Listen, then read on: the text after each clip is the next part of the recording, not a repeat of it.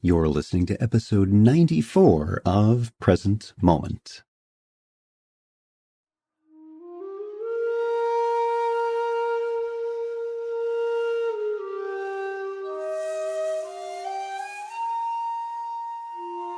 Welcome to Present Moment, Mindfulness, Practice, and Science. I'm Ted Meissner. Present Moment is a podcast with interviews, conversations, and roundtable discussions. We speak with mindfulness teachers about their newest findings published in peer-reviewed science journals, teachers about their understanding and methods as they work with students of mindfulness, authors about their books and interests, and we also speak with everyday practitioners. The website presentmomentmindfulness.com has show notes for each episode along with resource materials. Amanda Johnson joins us to speak about how aspirations of being perfect may not be serving us in her new book, Becoming Enough, a heroine's journey to the already perfect self.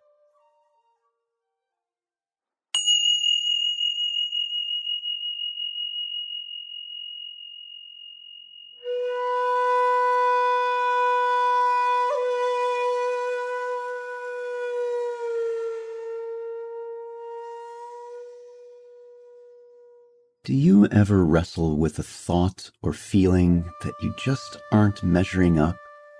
That there's a should be and you're not it?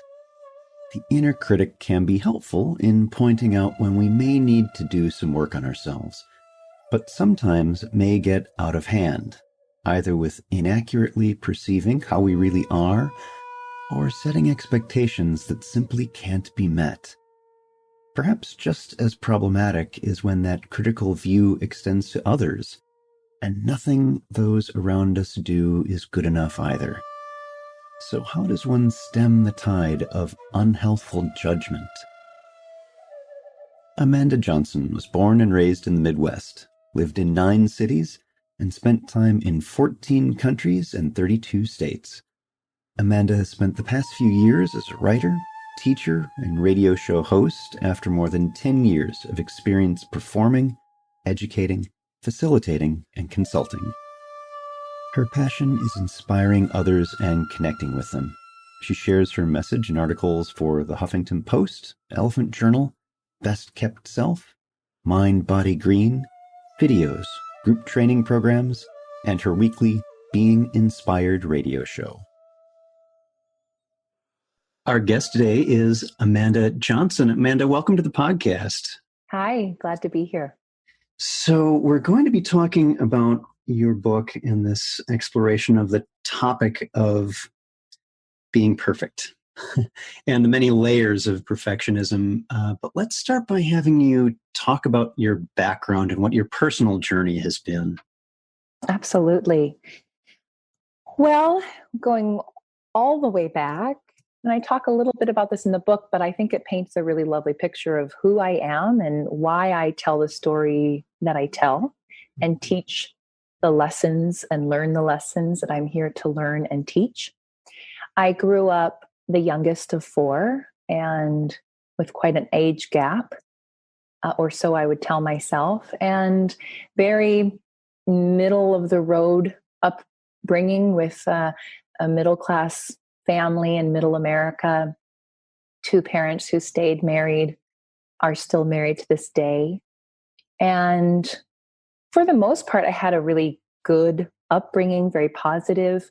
I enjoyed acting and singing. And later, I reflected on how I also loved to write at a very young age, which may come up later in the interview. But it was something that I would spend summers doing in elementary school, was writing my books. And they were always series. The Adventures of Amy was one of them. And I had pets, and I kind of grew up in this idea that life is pretty much good. And then I went to high school and I continued in theater, decided to choose that as my passion, went to college, pursued theater more, and also found my way getting married at a very young age. I was 21 years old when I got married.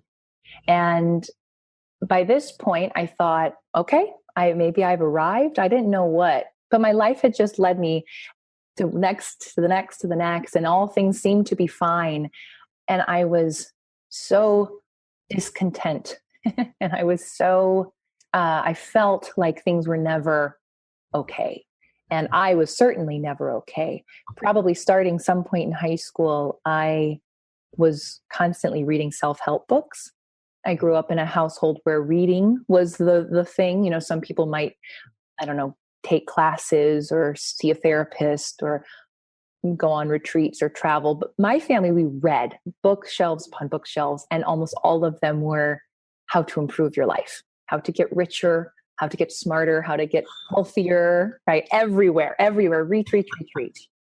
And I thought that was the norm. Mhm. And I just I got hooked, and I thought, wow, there's always something to improve. And there was an excitement about that for me. And then it became obsessive. And I got into an early marriage and realized that it wasn't what I wanted, and made one of the hardest decisions of my life to get divorced. And again, talking to people since, it's so easy to compare our stories. And mine was potentially easy compared to many. We didn't have children, we didn't have assets, we were both quite young still. There was not that much history. And so, and still, it was a very, very difficult decision and a very difficult process. And I moved on, and life continued forward. And I found myself performing and doing theater and constantly improving and moving from relationship to relationship. And I eventually ended up in corporate America by some chance event. And I use air quotes there because I don't believe anything is by chance anymore. Yet at the time, it felt very much that way. I had decided to leave theater, got a temp job, ended up working for a very large consulting corporation, and didn't even know what a consultant did, and allowed myself to be led and guided, again, not knowing that's what I was doing at the time, and worked in corporate America for a few years. Now I could really put my continuous improvement to work, because that's exactly what I was being asked to do, finding new ways to improve things in companies or help improve things. And then a few years ago, I had the opportunity to leave it all. And it was one of those, I would now say, divine moments. I was allowing myself to be present to what is. And I could tell I was at a crossroads. It felt like a fork in the road was offered to me. And I could keep in this job that I wasn't fully aligning with, or I could take one of the biggest leaps of faith in my life and go into the unknown and not know what was next. And that's the road I chose. And so for the past few years, my life has gotten to look, I think, more interesting and more joyful. And of course, also very dark and trying at times. I started out exploring blogging, and maybe I was going to be a life coach and maybe not. And then this idea of being a writer came in after some time. And through all of this, I was living in a state of, where am I going to live? I don't have this solidity anymore that I once did. Do I need it? Do I not? Am I being foolish to think I can survive on faith alone? Or am I really practicing what I preach? And all of these questions and discoveries have come. And so I've really dedicated the last 3 to 4 years of my life learning about myself and allowing that to become my new journey in a different way. It wasn't with this sense of striving. It was instead with this sense of, can I reveal more and learn more and be more present with what is? And that's actually where the whole journey started from, was learning to be present. It's interesting that you describe some of the conditions which led to this concept of a struggle with trying to be perfect, that there was always a striving, and it was certainly not intended to cause harm, but that's something that can arise. And interestingly, even in the family dynamics, that having, because I, like you, I'm the youngest of several siblings, there's a gap in there. And it's very difficult when you're much younger, much smaller, not as well informed about the world by a decade. it's really hard to keep up. And trying to even just be adequate is Yes. really, really tough. I'm a decade younger than my oldest as well. And it's interesting that you say that, and how that's shifted. Hearing you say that now, I feel in my body then, I can only imagine that's how I must have felt being young. I want to keep up, I'm not adequate. And yet I can't recall that. And I can only assume that's how I felt. And that's probably part of what was driving this need for perfection and better and bigger. And more recently, as I've become so much more self-reflective in the last few years, and I've been courageous to kind of look in what's really going on in there and to start to name some of it so that I can then let it go. I noticed that then there was this thought of the fear of, because I'm the youngest, and this is still story, but because I'm the youngest, I actually don't want to outperform. I don't want to be more adequate than my siblings because of my position in the family. So family dynamics are fascinating. Yeah, they are. Even social dynamics above and beyond the family, and those with whom we live and love and learn. So what led you to the writing of a book that examines this notion of being perfect or perfectionism? Well, the journey that I, in a way, outlined, I noticed, if I look more at the last 3 years, kind of under the microscope, there was this time I started to blog, and I said, okay, I'm learning all of these things. A couple of books that really stand out to me in my journey as being that point. I've read a lot of books. I've read a lot of teachers, I've learned from a lot of teachers. And yet when I, about 4 years ago now, read Eckhart Tolle, The Power of Now, and Michael A. Singer's The Untethered Soul, I read them back to back. And those two books really served as, oh, now I get it. Though that kind of a moment, they just landed. And I've later been able to look at that time as one of when I was ready to hear the message. I was ready to hear the lesson. And so those two books served as this catalyst for me to say, wow, this is something I really want to learn. First of all, I knew it started out as me needing to learn it. I realized how non-present I was. Yeah. I realized how I was constantly living in the past or worrying about the future. Constantly. And what's funny is I always had a boyfriend or a friend who would point this out to me, and I just didn't believe it, or I didn't agree, or no, you're being silly. And then this day came and I read these books and I go, oh, this is what they were talking about. I see now. So I started with this longing to learn it. I was the seeker. I wanted to experience this. I wanted to know what it felt like to be the observer, to feel present in my life, and not have that, because I was so accustomed up until this point, feeling like I was always thinking about, what did I do wrong? How did I do that? How could I have done that better? Right. So living in the past, evaluating, perfecting, or projecting into the future of all the fears of, I don't think I can do it good enough. How is it going to happen? What can I do better? What am I not doing yet that I should be doing? There was so much weight that I was creating, so much struggle and suffering I was creating with this striving and this worry and this fear. And when I read these books and I started to go, wow, this is what it means to be present, there's really something to this. And then I spent the next 3+ more ongoing years practicing it. And probably about halfway into that time period, I'd been writing just what I was learning in a blog format. And I wanted to share it. I could see that there was also then this, as I was learning it, I wanted to share it with others. And I didn't feel like I had to be perfect at it before I could share it, that was a huge turning point for me. I was saying, I want to share it in the midst of what I'm learning. Here's what I'm discovering. Here's what here's my aha moment. So that's how it started. I started out blogging. I started doing some videos. And then again, that seed that was planted when I was 7 years old, writing stories during the summer, finally reemerged. It was there. It was always there. And it said, hey, I really want to write a book. So I decided I got the inspiration. It struck. I could see what the book would be. It's a series, of course, because apparently that's all I write. And I could see the series, and I knew what I wanted to explore. And for me, the perfectionism, which really is about non-judgment, but I use perfectionism as one of the ways we are in judgment.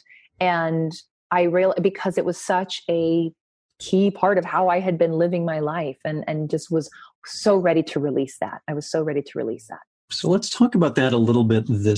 What is meant by perfection. How does one shifting a perspective on perfection, redefining it, how does that help? How is that different from perfectionism? I love that. As I was writing the book, and prior to writing, as I was exploring these concepts and journaling about them and whatnot, and then really sitting down and writing the book helped me get a real firm grasp on it. I discovered that I had an unhelpful definition. And I like the idea of defining perfectionism. I think perfectionism is that any kind of ism we have, which is like it's almost like an addiction. It's that thing we keep going after, right? And so the perfectionism is, I would say, if there is a problem, that's where the problem lies. And yet I had for a very long time held a definition of perfect or perfection that was also not serving me. That wasn't helpful to me. And that definition was things going exactly the way I want them to go. So it is perfect if it looks the way, if my hair looks the way I want it to look, it's perfect. If my email goes out the way I want it to go out, it's perfect. If the paper that I submit to my professor comes back with the grade that I want on it, it is perfect. So everything was the perfection was based on my own inner standard, or whatever I wanted. And yet life has other ideas. funny how that happens, right? And I just couldn't. So it was basically continuous disappointment and continuously feeling, well, then I'm never perfect. I can never be perfect. You can never be perfect. Perfection doesn't exist. So then I had this, first of all, this idea that I was striving for this perfection that I had self-defined. Then I went through a period of then rejecting perfection altogether, because, well, then perfection doesn't exist. How can any of us be perfect? And then I remember reading another Michael Singer book. I read his Surrender Experiment, and he was using perfect and perfection throughout, everywhere. And I noticed I had a lot of resistance to it at first. I thought, I don't see how he can say it's perfect. I mean, I've decided now, because I had my addiction to perfection through my perfectionism, and I was trying to rid that of my life. And I certainly couldn't get things to go the way I wanted them to go. So therefore it must not exist. I had a really hard time swallowing the word perfect and perfection and then while I was reading the book, I had this light bulb moment, and I heard the definition come into my awareness, and it said, what if perfect is things going exactly the way they are meant to go? Or life happening, life unfolding. That is perfection. And then, of course, since that time, I've had many other conversations. And so shifting my perspective has helped, including a conversation with another dear friend and mentor and teacher, where she offered me how perfect, when you look at the definition, comes from being things made complete or whole. And when we can allow things to be complete, meaning we aren't still thinking about the past, because the moment has already happened. The past is complete if we let it be.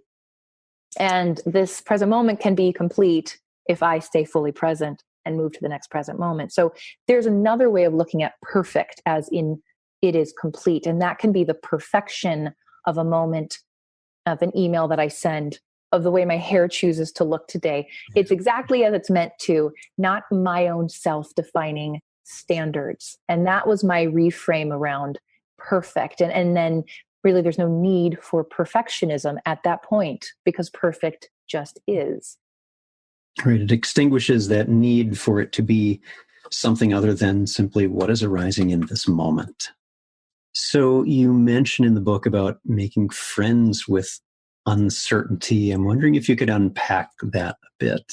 Sure. Yeah. So there were a few themes that I started to look at. And one of them was this uncertainty, this doubt that arises, especially when we are living in this judgment and perfectionism is one of those things that happens. And then for me, I started to feel so much doubt. I think coming from, well, if things aren't happening the way I want them to, there's a lot of room for doubt. There's a lot of room for uncertainty.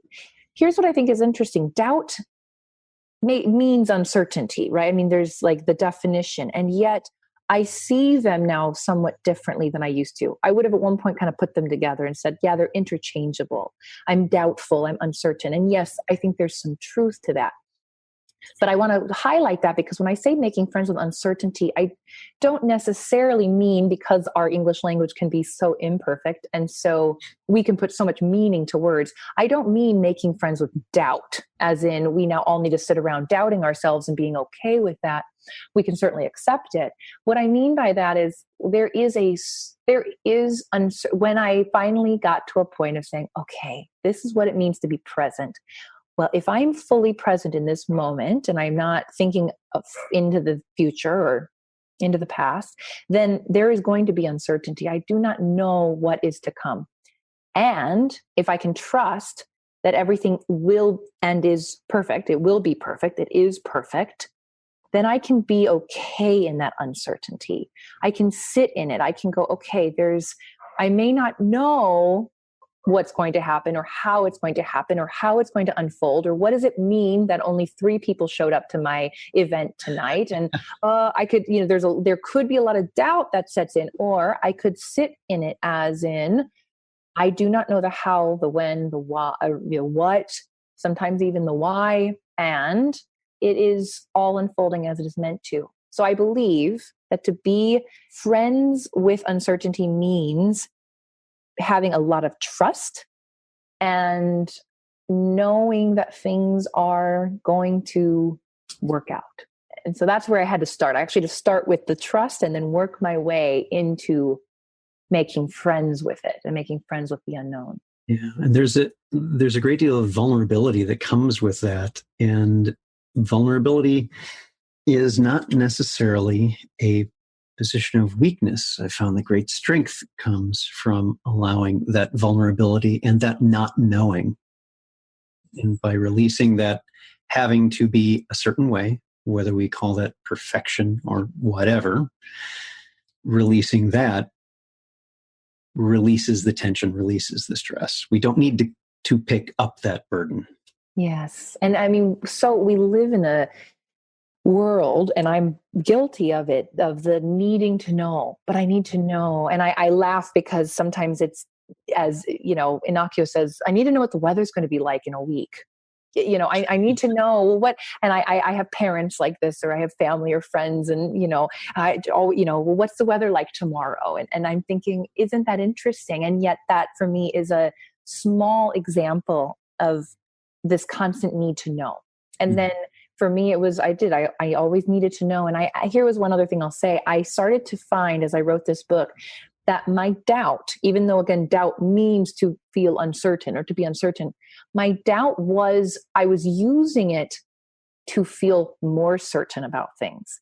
Mm-hmm. And I mean that I started to notice that in a way, if I just made a decision, and then I wouldn't know, right? I don't know what's going to happen if I sent that email, or if I sent that text, or if I ordered that fish dinner. I don't know if I'm going to like it. So once a decision has been made, there can be some uncertainty. Well, what's next? Because we don't ever know. Mm-hmm. And so then the doubt would creep in a way to try and help me control and figure it out. Well, if I think about it enough, or if I doubt it enough, or if I evaluate it enough, maybe I'll come up with the answer. So I think there's an interesting paradox, or I don't know what you'd call it, where we think our doubt is because we're feeling uncertain, and which it is, but then I think we use it to feel more certain, which is why we keep doubting. It's interesting. It's a recursive loop of coping with the uncertainty, with the discomfort of uncertainty, rather than, as your practice has been, intentionally engaging with, leaning up close to the present moment experience in a non-judgmental way. And what I found very helpful to me in dealing with an unhelpful doubt, because doubt can also be helpful and beneficial to us, is to cultivate a sense of curiosity, even playful curiosity about what might happen next. So instead of it eliciting, I don't know, sense of dread, I don't know, oh, cool, what might that be? And that itself is an interesting shift. Yes, there's out of, and I'm now going to misquote, but I've just heard from Rob Bell, who is a teacher that I've been following recently, and he has a podcast and things. And a friend of mine went to hear him speak, and he said something that, we have, when we're in despair, then that means we're going to be moving into I don't remember the second phase, but this idea of like kind of this like breaking down, right? So despair means we're moving into this idea, like I think deconstruction.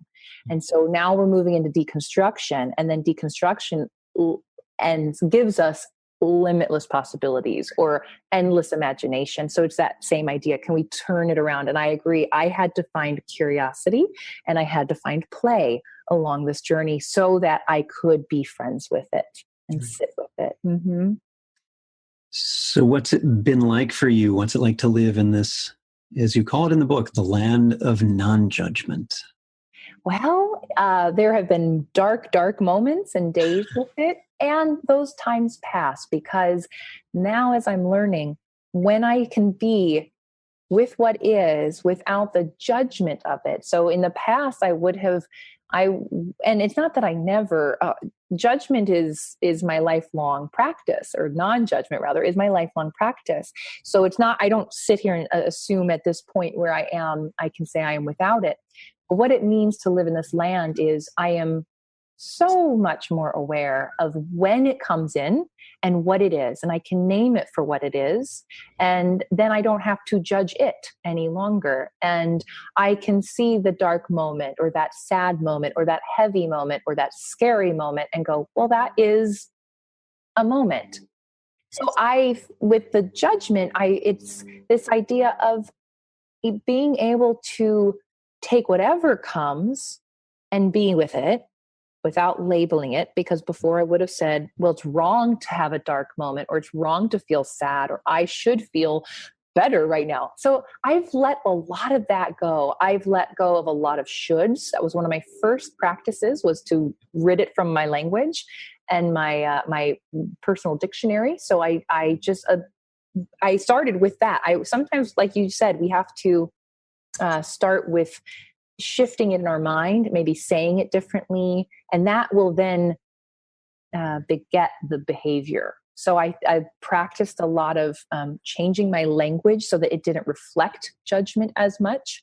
I started to find alternative words so that I wasn't saying right and wrong, good and bad constantly, purely just to break the habit and to open myself up to seeing other possibilities. And we could have a whole discussion, philosophical or not, around is there good and bad and right and wrong, and that for me isn't what it's about. It was that I had so much meaning already put on those words, and I wanted to shift that. So a lot of my living in this new land required learning a new language and being willing to at times slip back into my old habits, and then observe that and notice that, not judge myself for it, and move on. So I feel so much lighter. I describe judgment like a shield, or you're wearing armor, or you're carrying around these, wearing these disguises. And I do think it's very heavy. And I now experience myself being freer of that, or free of that at times. So what might you offer to listeners for consideration about their own striving to be perfect? I would offer you that what we are so often striving for is already within us. And it requires that we get quiet, we get still, and we get courageous enough to look within first. And I say that because it might be perfection that you're striving for, or beauty, or power, or whatever it is, love. A lot of us strive for love. And I believe, and the truth that I have heard and I've read and I have now experienced, is that we already have it. And it's just about getting quiet enough to sense it. And then once we get a little sense of it, we know it's there, and we can nurture it, and we can help it grow. So on your website, and this is interesting, and for folks who are listening, I will provide a link to this on the episode page, is that on your site you have recordings from the book as well. Can you say a little bit about that and about what else is there? Yeah, absolutely. Well, after writing the book, then I knew immediately I'd want to do an audio version, and a full audio version is yet to come. And in the meantime, I thought, well, why not start sharing the book audibly and giving myself a chance to read it aloud, engage with it in a new way. So I'm starting to read the book on my podcast. I have a show called the Being Inspired Radio Show, which you can get to through my website, or you can go to most podcast apps or places to find it. And I'm reading. I started at the beginning, and I'm going to read through to the end. And so far you can read chapters, you'll be able to read the chapters as I go, or listen to them as I go. And I'd love for you to check it out. In addition, on my website, and it's interesting because I will say the website it may not reflect me as in my current state as much as it could, though I had made a very active decision probably well over a year ago to let my website be as it is and focus on the other things I am creating. And yet I believe there's still a lot of valuable content out there. If you do subscribe to my newsletter list, which currently is a very ad hoc, informational, inspirational. I don't have any recurring emails I send out currently, though you can still sign up, and then you'll be notified of my next book and things like that. But if you sign up, I have about 4 hours of content that I have created, and it's all for free, and you can have access to different videos and the like. So that's there. Other videos and blogs that I've written and recorded are there. And then also I have a resource page, and that is a great place to go if you want to know more about the books that I have read on my journey and those that really stood out and inspired me along the way. Well, for those who are listening, we'll be linking that on the episode page for this episode, and it's amandajohnson.tv. Our guest today, Amanda Johnson. Thanks so much for being here. Thank you. It's been my pleasure.